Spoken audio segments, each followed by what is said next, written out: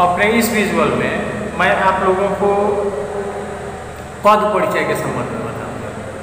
तो इससे पहले कि हम पद परिचय के संबंध में बताना शुरू करें, मैं आपको ये बताना चाहता हूँ कि वस्तुतः पद परिचय है क्या, आखिर पद परिचय कहते किसे। तो जहाँ तक मैं समझता हूँ, परिचय शब्द से आपका परिचय बहुत पहले से होगा। यानी परिचय हम किसको कहते हैं, परिचय क्या है, इसमें हम क्या बोलते हैं, हमको क्या कहना होता है। यदि हमसे कोई हमारा परिचय पूछता है तो हम क्या क्या कहते हैं, क्या क्या कहेंगे, हम क्या क्या हमको कहना चाहिए, इसके संबंध में आप जानते होंगे और बखूबी जानते होंगे, ये मेरा विश्वास है। तो परिचय में हम क्या बताते हैं, परिचय में हम अपना नाम बताते हैं, अपने पिताजी का नाम बताते हैं, अपनी माताजी का नाम बताएंगे, अपना गांव घर मोहल्ला बताएंगे, कहीं दूसरे जगह गए हैं तो राज्य का नाम बताते हैं, कहीं किसी दूसरे देश में है तो अपने देश का नाम भी रखते हैं, अपनी शिक्षा दीक्षा के संबंध में बताते हैं। शादी विवाह के लिए एक नया प्रचलन शुरू हुआ है बायोडाटा का, तो उसमें तो लंबाई वगैरह तक अंकित रहती है, रंग वगैरह बताया जाता है। और अपना परिचय तो दूर आम बात है, खानदान के लोगों तक का परिचय रहता है। ठीक है, अब यदि हमको पद का परिचय देना होगा तो हम कैसे दें।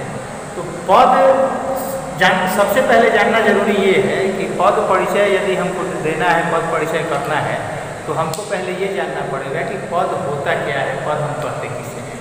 तो व्याकरण में पद की जो परिभाषा दी गई है वो ये है कि जब हम किसी शब्द का प्रयोग वाक्य में या वाक्य खंड में कर देते हैं तो वही शब्द पद कहा जाता है, यानी शब्द ही पद बन जाते हैं।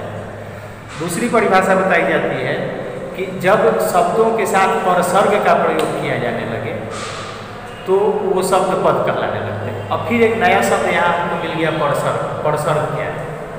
तो आपने कारक पढ़ा, कारक के संबंध में आप जानते होंगे, कारक के 8 भेद होते हैं और हर कारक के लिए अपना कोई न कोई चिन्ह, हालांकि बहुत सही नहीं मानेंगे, विभक्ति कहा जाता है।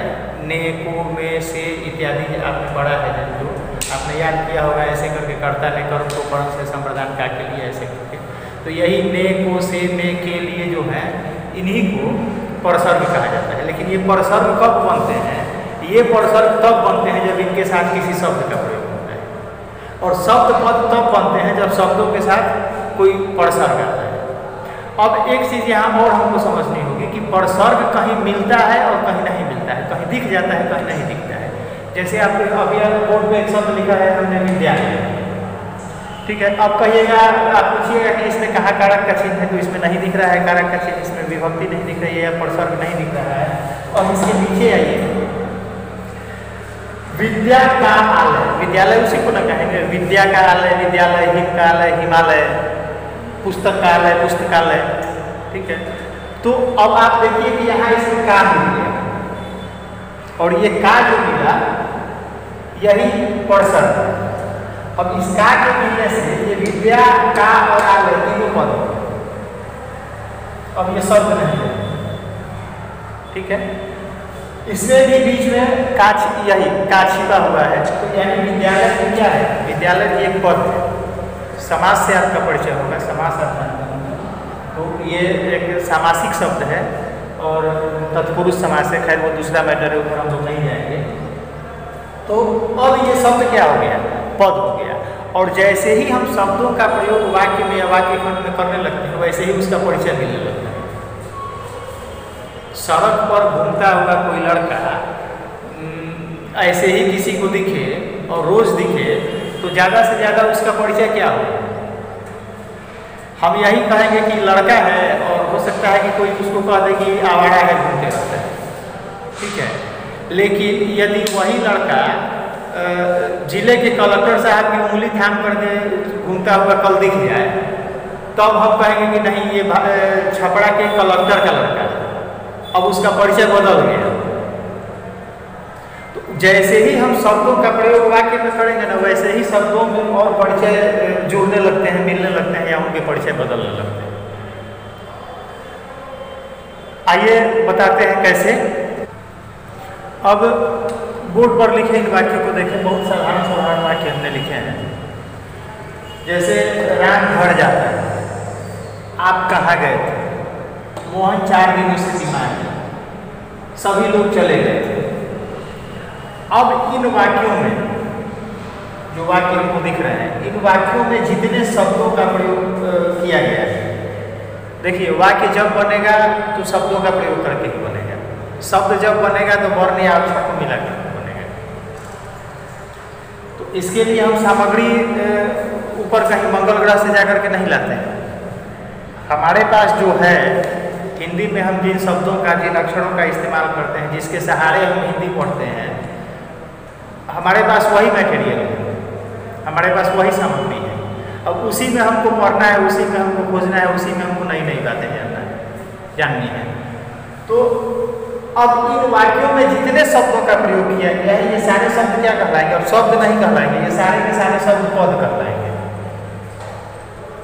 और जहाँ तक परिचय देने की बात है या परीक्षा में प्रश्न पूछने की बात है, तो आपसे पूछा जाता है, प्रश्न के ऊपर लिखा रहता है कि निम्नलिखित वाक्यों में रेखांकित पदों के परिचय दें। तो इसमें अब थोड़ा सा अपने प्रश्न के संबंध में जान लीजिए। किसी एक शब्द को यानी किसी एक पद को ऐसे रेखांकित किया जाएगा। मान लीजिए इसमें घर को रेखांकित किया गया है, इसमें थे को रेखांकित किया गया है, इसमें मोहन को रेखांकित किया गया है, इसमें चौधरी को रेखांकित किया गया है। अब जिन पदों को रेखांकित कर दिया गया, इन्हीं का परिचय आपको बताना है, इन्हीं का परिचय आपको देना है। ठीक वैसे ही जैसे 10 लोगों की भीड़ है और हम किसी से पूछते हैं कि पीला कमीज जो पहना है वो कौन है, तो हम बताने वाला हमको 10 लोगों का परिचय नहीं बताता है। जिसके संबंध में हमने कहा कि पीला कमीज वाला व्यक्ति कौन है, उसी के संबंध में बताया जाता है। ठीक है, सबका बायोडाटा हमारे सामने प्रस्तुत नहीं किया जाता है। तो वैसे ही आपको प्रश्न का प्रारूप समझना होगा अपनी परीक्षा में, और परीक्षा में प्रश्न आपसे जो पूछ रहा है, जो आपसे पूछा जाता है, उसी का उत्तर देना होता है। जो आपसे नहीं पूछा गया है उसके संबंध में चर्चा आप नहीं करेंगे। आपके लिए नुकसानदायक वो चीज हो चाहे नहीं हो, लेकिन फायदेमंद तो नहीं होगा, तय है। कॉपी चेक करने वाला यह सोच करके कि इस विद्यार्थी ने अधिक मेहनत कर दिया है, इस भावना के साथ आपको ज्यादा नंबर नहीं देगा। और परीक्षा का एक एक मिनट कीमती होता है, इसलिए आपसे जितना पूछा जाए, जितना लिखने के लिए कहा जाए, जिस उत्तर की मांग की जाए वही लिखेंगे। तो यदि आपसे पूछा गया है कि इसमें घर का परिचय दीजिए, तो आप घर का परिचय देंगे। इसमें यदि आपसे ठे का परिचय मांगा गया है तो आप ठे का परिचय देंगे। मोहन का परिचय मांगा गया है तो मोहन का परिचय देंगे। चले का परिचय मांगा गया है तो चले का परिचय देंगे। अब सवाल यह उठता है कि हम परिचय देंगे तो कैसे देंगे? व्यक्ति के तो संबंध में बता देंगे कि इसका यहाँ घर है, यहाँ से आया है, ये नौकरी करता है, इतना पढ़ा लिखा है, रंग आप देख ही रहे हैं, पिताजी इसके ये करते थे। लेकिन अब शब्दों का, पदों का परिचय कैसे देंगे? तो अभी हमने आपसे कहा कि हमारे पास जो भी सामग्री है, हम जो भी हिंदी में पढ़ते हैं, वही हमारा हथियार है, और उसी से हम अपना युद्ध लड़ेंगे, उसी से अपनी लड़ाई करेंगे। ठीक है, उसी के सहारे हम आगे बढ़ेंगे। तो पद परिचय में हिंदी के कौन कौन तत्व हमारे लिए सहायक साबित होंगे परिचय देने के लिए, आइए अब इसके संबंध में जानते हैं। एक बार पुनः बोर्ड पर ध्यान से नजर डालिए। इस पर कुछ शब्द लिखे हुए हैं। अब चूंकि इनका हम प्रयोग वाक्य खंड में नहीं किया, इसलिए हम इनको पद नहीं करके इसको हम शब्द कह रहे हैं। और हिंदी व्याकरण में इसको आपने पहले पढ़ा है, पहले जाना है। संज्ञा, सर्वनाम, विशेषण, क्रिया, क्रिया विशेषण, अव्यय, लिंग, वचन, काल, कारक, पुरुष, डॉट डॉट देने का मतलब है कि आदि। बहुत सारा कुछ आपने व्याकरण में पढ़ा है, और वर्ग 1, 2, 3, 4, 5, 6, 7, 8, 9, 10 तक पहुंच गए। हर क्लास में आपको, हर कक्षा में व्याकरण पढ़ाया ही जाता है, आप पढ़ते ही हैं। तो जहाँ तक मैं उम्मीद करता हूँ आपको इनके बारे में जानकारी होगी। आप जानते होंगे कि संज्ञा किसे कहते हैं, सर्वनाम किसे कहते हैं, विशेषण किसे कहते हैं। ठीक है, संज्ञा के लिए कौन कौन उदाहरण दिए जा सकते हैं, सर्वनाम में कौन कौन से शब्द आएंगे, इनका पता आपको पहले से होगा। यदि कहीं कुछ भूल रहे हैं, कुछ नहीं याद है, तो इसकी व्यवस्था आपके घर में ही है। व्याकरण का कोई किताब उठाइए, किसी वर्ग का 5 का 6 का 7 का 8 का जो मिल जाता है, उसमें आपको आराम से ये सारी बातें मिल जाएंगी। आप आराम से इनका अध्ययन वहाँ कर सकते हैं। हम आपको स्व अध्ययन करने के लिए इसलिए कह रहे हैं कि हमने पहले आपको बताया है कि आपकी सिलेबस में शामिल क्या है। आपकी सिलेबस में जो है उससे ये अलग चीज है, लेकिन इसकी ज़रूरत है। मतलब ऐसा नहीं है कि इसकी ज़रूरत नहीं है, इसकी ज़रूरत है। तो इसको पढ़ लेना होगा, इसको जान लेना होगा, इनके बारे में जानकारी रखनी जरूरी है। अब जो वाक्य हमने लिखा था, जैसे पहले वाक्य को ले लीजिए, राम बढ़ जाता है।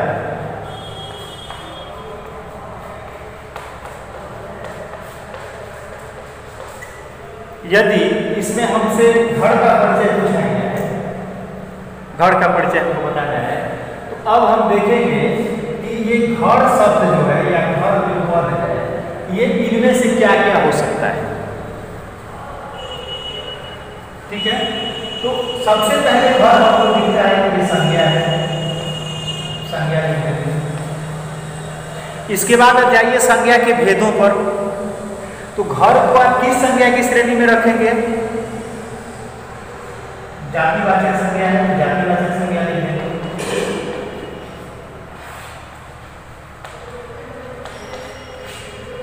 फिर हम देखेंगे कि हमने कहा कि आपको इसमें खोजना है कि इसमें कहाँ कहाँ कौन कौन बातें इसमें आकर के सेट हो सकती हैं।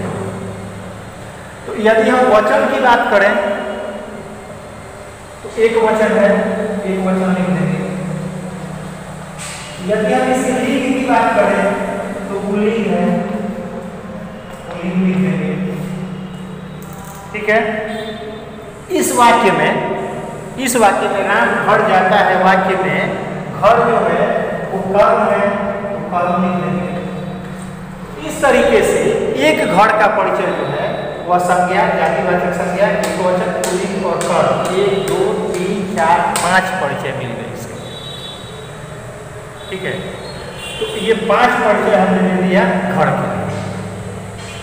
वैसे ही यदि हमसे राम के संबंध में पूछा जाए, राम का परिचय दीजिए, तो हम लिखेंगे कि राम संज्ञा है, व्यक्तिवाचक संज्ञा है, पुल्लिंग है, एक वचन है, और इस वाक्य में राम जो है वो कर्ता है। ठीक है, एक कर्ता भी इसका परिचय हो जाएगा। तो यही हमने कहा है, बताया इसके पहले आपको, कि शब्दों का प्रयोग जब वाक्य में करते हैं तब वो पद कहलाता है। यदि राम के बारे में हम लिखते हैं तो अलग कहीं हमको राम शब्द मिलता है, तो हम राम के बारे में बता सकते हैं कि राम संज्ञा है, व्यक्तिवाचक संज्ञा है, पुल्लिंग है, एक वचन है। ये 4 चीज़ें बता सकते हैं उसके बारे में। लेकिन 5वां चीज़ जो हम करता है वह कर्ता तभी आएगा जब इस वाक्य में इसका प्रयोग होगा तब। इसमें जो एक चीज़ लिखा हुआ है कि ये घर जो है वो कर्म है, तो घर का परिचय हम कर्म तभी दे सकते हैं जब ये वाक्य में रहेगा तब। ठीक है, तो ऐसे करके हम इन सारी चीज़ों के सहारे, इन सारी बातों के सहारे हम पद का परिचय देने का प्रयास करते हैं। और एक चीज़ और आपको बता दें यहीं पर, जो परीक्षा के दृष्टिकोण से महत्वपूर्ण है, किसी भी पद के संबंध में कम से कम आपको 3 परिचय देना होता है। कम से कम 3 परिचय जरूर दीजिए। ठीक है, 3 परिचय यदि आप देते हैं तो आप अपना 1 नंबर कन्फर्म करिए। पद परिचय से आपके प्रश्न पत्र में 4 अंकों के प्रश्न शामिल होंगे, और 4 अंकों के प्रश्न में आपको 4 पदों के परिचय देने होंगे, और 4 पदों के परिचय में हमने आपको कहा कि किसी एक पद के लिए कम से कम 3 परिचय जरूर दीजिएगा। अब जरूर का मतलब ये नहीं कि 3 आपको देना ही है। यदि आपके दिमाग में तीसरा परिचय नहीं मिल रहा है तो वहाँ बहुत देर तक रुक करके सोचने की आवश्यकता नहीं है, आप 2 ही लिख करके आगे बढ़ जाएंगे। हमने पहले इस बात का भी जिक्र किया है कि परीक्षा का 1-1 मिनट आपका कीमती है। ठीक है, तो आप प्रयास करेंगे कि कम से कम 3 परिचय दें। यदि 3 परिचय नहीं मिल पाता है, और मिलेगा कैसे नहीं, जब आप इन सारी चीज़ों को पढ़ लीजिएगा तो जरूर मिलेगा। फिर भी यदि नहीं मिलता है तो 2 लिख करके आगे बढ़ जाइए।